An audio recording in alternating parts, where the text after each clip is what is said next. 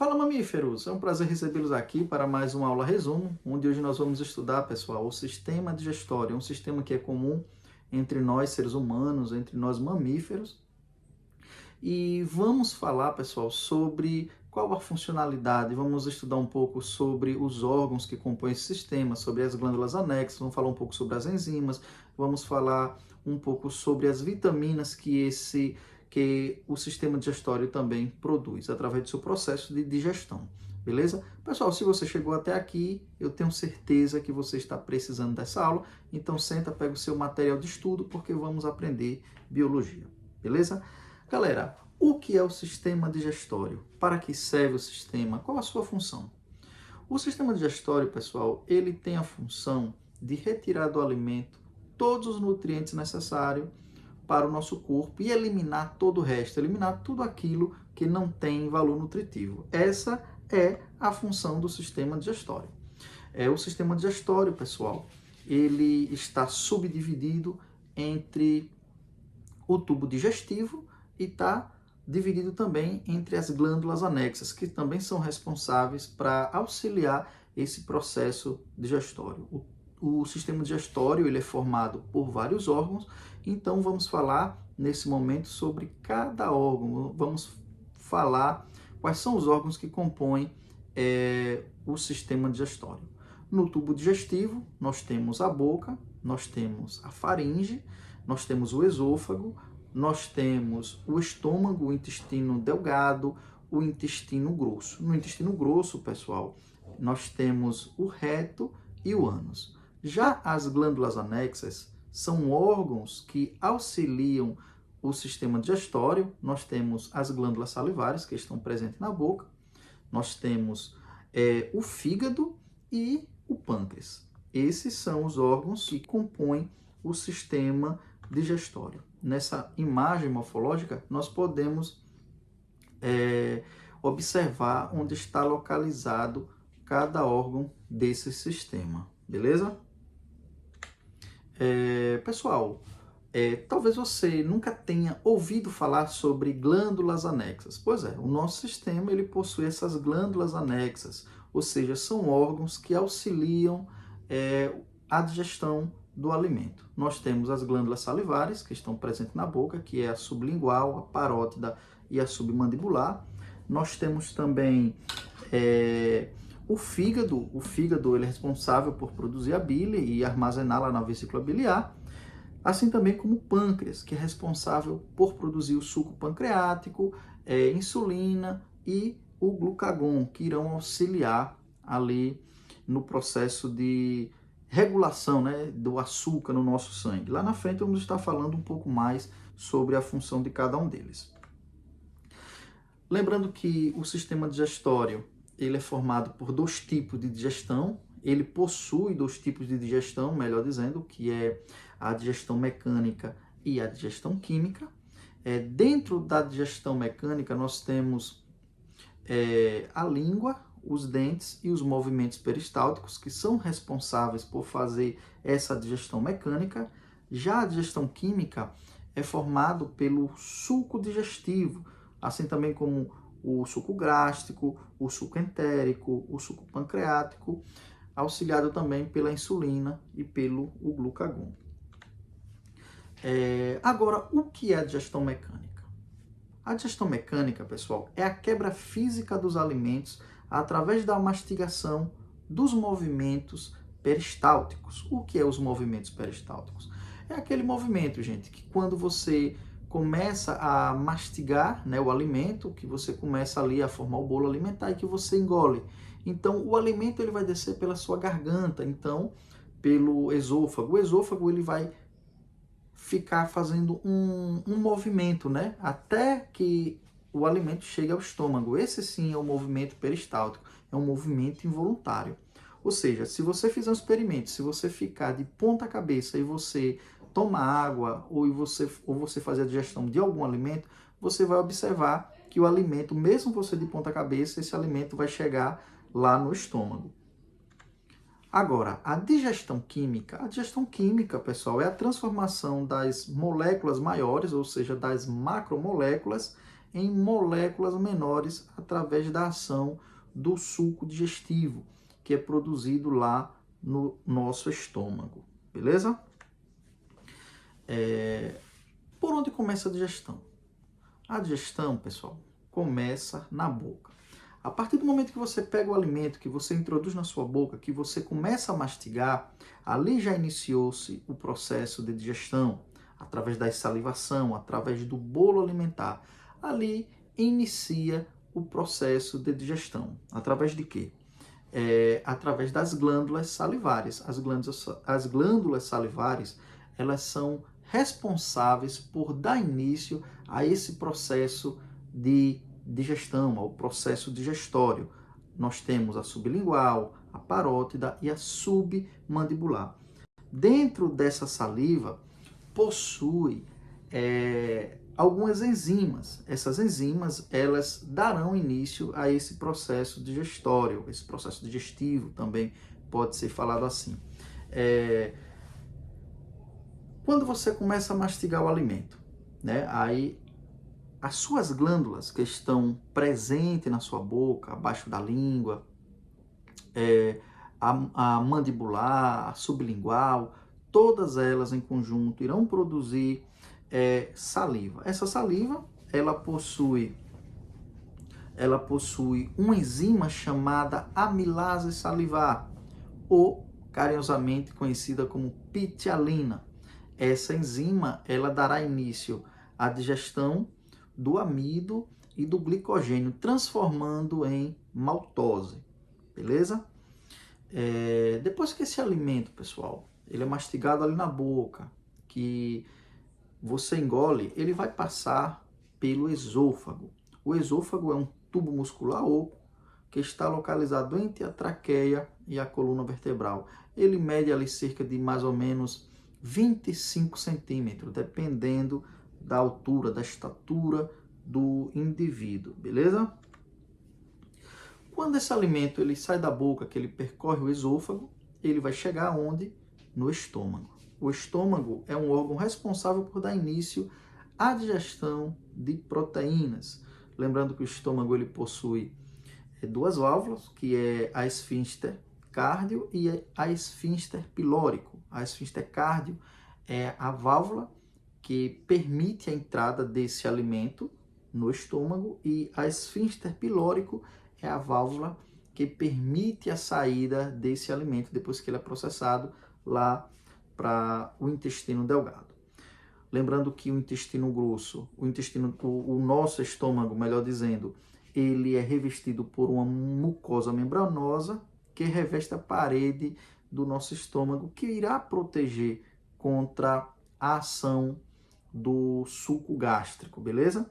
São células especializadas que estão ali presentes, que dará essa proteção ao nosso estômago para que ele não venha a ser danificado pela ação do suco gástrico ou pelo ácido clorídrico, que é um ácido que é produzido ali pela ação do suco gástrico. Pessoal, o estômago, como eu falei agora anteriormente, ele é responsável por produzir o suco gástrico. O suco gástrico, ele irá produzir o ácido clorídrico, que tem um pH muito alto, um pH ali em torno de 2, 2,5.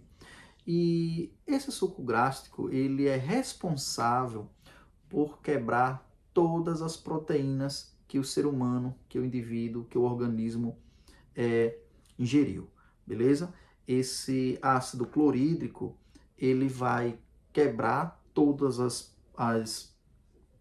proteínas, transformando assim em peptídeos, né? Ele vai transformar, ele irá quebrar, deixar na menor molécula possível, para que ele possa ser melhor absorvido quando chegar lá no intestino delgado.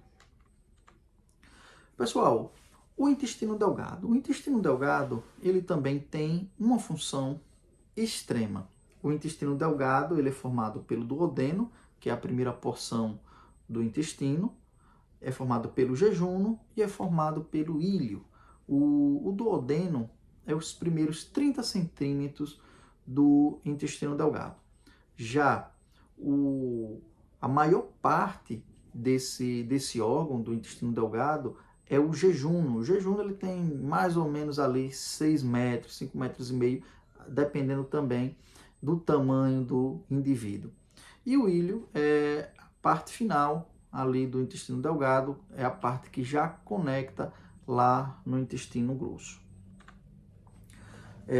O intestino delgado, pessoal, principalmente ali na primeira porção dos 30 centímetros, ali no duodeno, é onde está conectado o fígado e o pâncreas.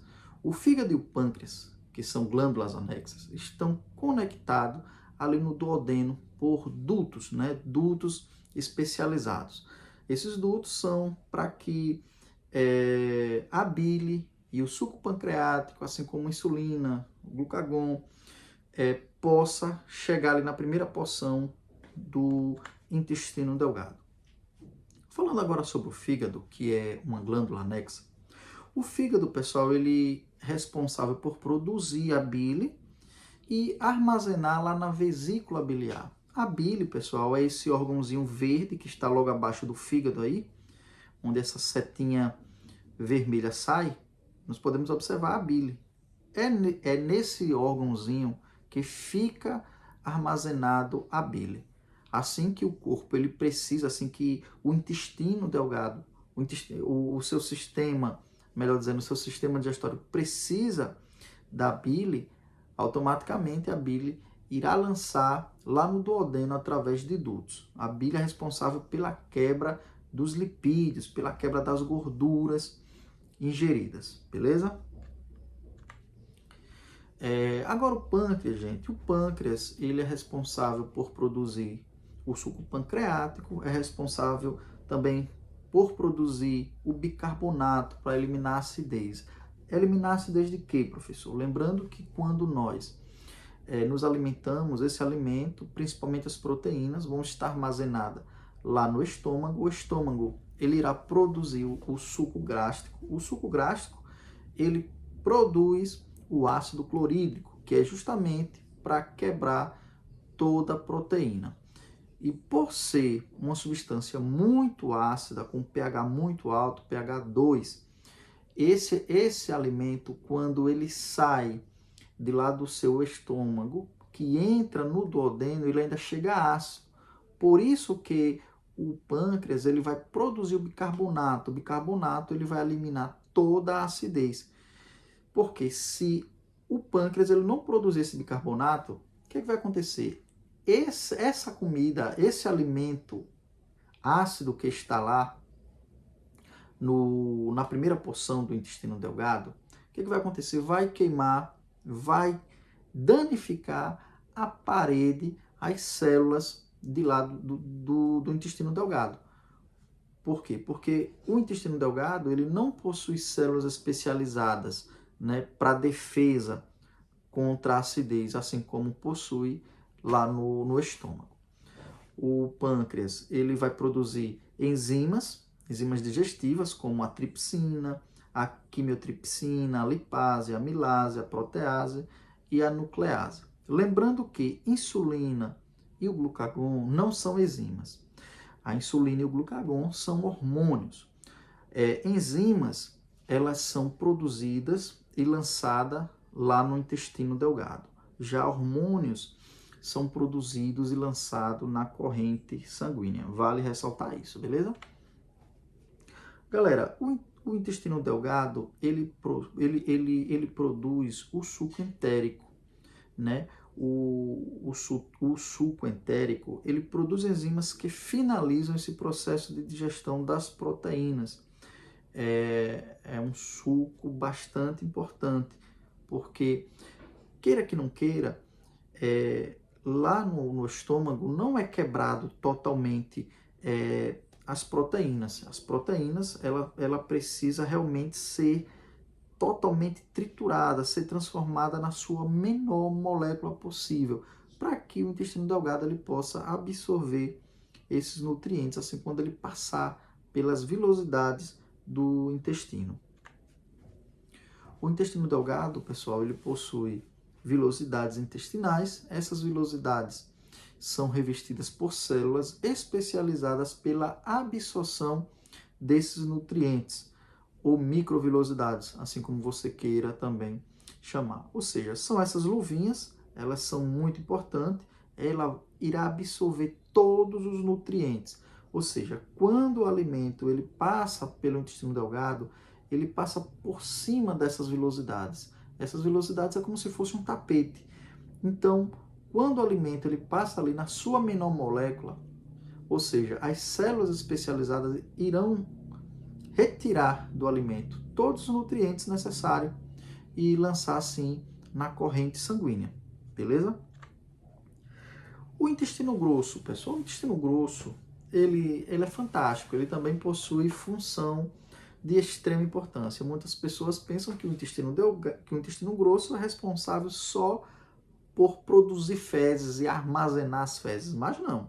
O intestino grosso, ele possui aí o seco, ele possui o apêndice, né, que é aquele órgãozinho que serve para inflamar, né? Ele possui o colo ascendente, que é essa parte que sobe, o colo transverso, o colo descendente, o colo sigmoide, nós temos o reto e também nós temos o ano, que é a parte final do sistema digestório. Pessoal, o intestino grosso, ele é mais ou menos ali ele mede cerca de mais ou menos 1,5 m, né? Ele é responsável pela maior absorção da água, ele é responsável por retirar toda a água e sais minerais, todos esses minerais da água que nós ingerimos. Ele é responsável pela produção da vitamina K, é responsável pela produção da vitamina B, pela tiamina, é responsável pela riboflavina. Pessoal, o intestino grosso, ele também vai fazer a formação e o descarte do bolo fecal. O que eu acho interessante no intestino grosso, pessoal, é que ele produz vitaminas. A gente cresceu e aprendemos, muita gente aprendeu, né, de uma forma errada, eu também pensei isso, que ele era responsável só para armazenar fezes. Não.